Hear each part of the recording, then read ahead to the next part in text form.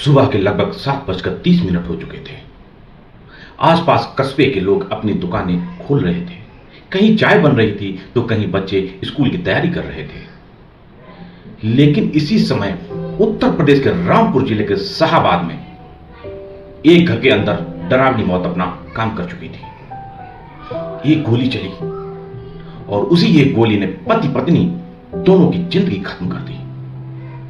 लेकिन दोस्तों, मेरे साथियों, ये कहानी सिर्फ एक मौत की नहीं है। ये कहानी है एक ऐसे पति की जो हर रोज हर रात अपनी पत्नी को कैंसर से तड़पते हुए देख रहा था और फिर धीरे धीरे खुद भी अंदर से मर रहा था, टूट रहा था। यह घटना रामपुर जिले के शाहाबाद के मुख्य बाजार में सुनील रस्तोगी नाम के एक बर्तन व्यापारी रहते थे। उम्र करीब 50 साल। उनका सुबह रोज जल्दी उठना, नहाना धोना, साफ सफाई करना, मंदिर जाना और फिर दुकान खोलने की तैयारी करना, यही उनकी जिंदगी थी, यही उनकी दिनचर्या थी। और उनके घर में एक पत्नी भी थी और 2 बच्चे भी थे। पत्नी का नाम, जिसका नाम नेहा रस्तोगी था, उम्र करीब 45 साल है। जब इन दोनों की शादी हुई थी तो इन दोनों ने साथ रहने और साथ मरने की कसम खाई थी। नेहा पहले बहुत हंसमुख थी। सुबह बच्चों के लिए चाय बनाना, घर संभालना, सबका और अपने पति का ख्याल रखना। लेकिन फिर इस हंसते खेलते परिवार को किसी की नजर लग गई। अब यहीं से जिंदगी ने करवट ली। एक दिन नेहा रस्तोगी बीमार हो गई। काम करने में मन नहीं लगता था, थकान हो जाती थी।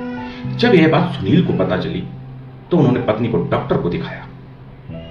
डॉक्टर ने जब सारी जांच की और ब्लड रिपोर्ट कराई, फिर जो ब्लड रिपोर्ट आती है उसने सुनील को एक जोर का झटका दिया। सुनील टूट चुका था क्योंकि उसकी पत्नी को कैंसर हो चुका था। दोस्तों, जिस घर में पहले हंसी गूंजती थी वहां अब दवाइयों की गंध आने लगी थी।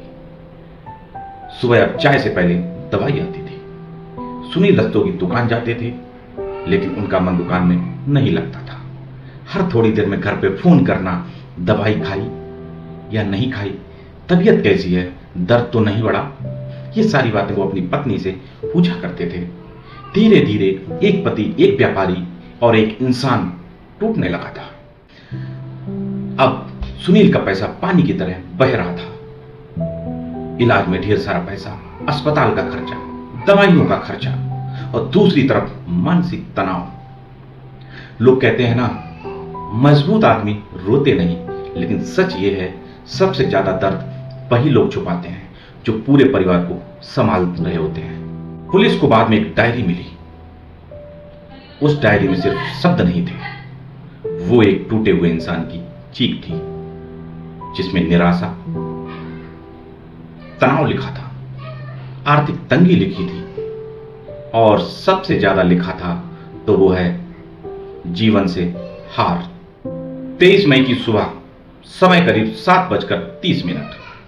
घर के नीचे सब कुछ सामान्य था, लेकिन दूसरी मंजिल पर शायद जिंदगी अपना आखिरी फैसला लिख रही थी। सुनील रस्तोगी और नेहा रस्तोगी कमरे में थे। शायद दोनों बात कर रहे थे, शायद दर्द की, या हो सकता है शायद जिंदगी की, या हो सकता है शायद जिंदगी से अलविदा कहने की। कहा जाता है सुनील रस्तोगी ने अपनी पत्नी को पीठ से लगाया।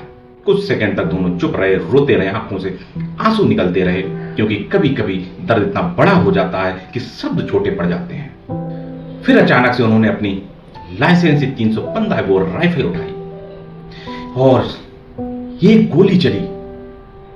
गोली पहले सुनील रस्तोगी के सीने में लगी और फिर पीछे खड़ी उसकी पत्नी नेहा रस्तोगी के सीने में जा धसी। एक ही गोली और खत्म हो गई 2 जिंदगियां। गोली की आवाज सुनकर नीचे मौजूद बेटा पीयूष और बेटी कृति ऊपर दौड़े। घबराते हुए, डरते हुए दरवाजा खोला और सामने जो देखा तो उसे देखकर उनकी दुनिया खत्म हो गई। दिल टूट गए, कलेजा फट गया, दिमाग सुन्न हो गया। मां बाप दोनों खून से लथपथ पड़े थे। कमरे में सन्नाटा था, बस रोने की आवाजें थी। जिस पिता ने बच्चों को चलना सिखाया, आज वही हमेशा के लिए चला गया। जिस मां ने पूरे घर को संभाला, आज वो खुद जिंदगी से हार गई। दोस्तों, आज भी सबसे बड़ा सवाल यही है, क्या उन दोनों को किसी ने गोली मारी या फिर कैंसर, तनाव, आर्थिक तंगी और अकेलेपन ने पहले ही उन्हें अंदर से खत्म कर दिया था। हम अक्सर लोगों की मुस्कुराहट देखकर सोच लेते हैं कि वो खुश हैं, लेकिन कई लोग हर दिन अंदर ही अंदर मर रहे होते हैं, अंदर से टूटे हुए होते हैं। अगर आपके घर में, आपके दोस्तों में या आपके आसपास कोई इंसान अचानक हंसता हुआ था और अचानक से चुप रहने लगे, तो उसे कमजोर मत समझना, क्योंकि वो कभी कभी खामोश लोग सबसे बड़ा दर्द छुपा रहे होते हैं। एक गोली चली थी दोस्तों, लेकिन मर सिर्फ 2 लोग नहीं गए। उस दिन एक पूरा परिवार टूट गया, पूरा परिवार तबाह हो गया। तो दोस्तों, ये कहानी सुनाने का मकसद किसी का दिल दुखाना नहीं, किसी को परेशान करना नहीं। हमारा मकसद आप सभी को जागरूक करना है, सतर्क करना है, ताकि आप लोग अपने समाज और अपने घर में और खुद को सतर्क रख सकें और सावधान रख सकें। जय हिंद, जय भारत।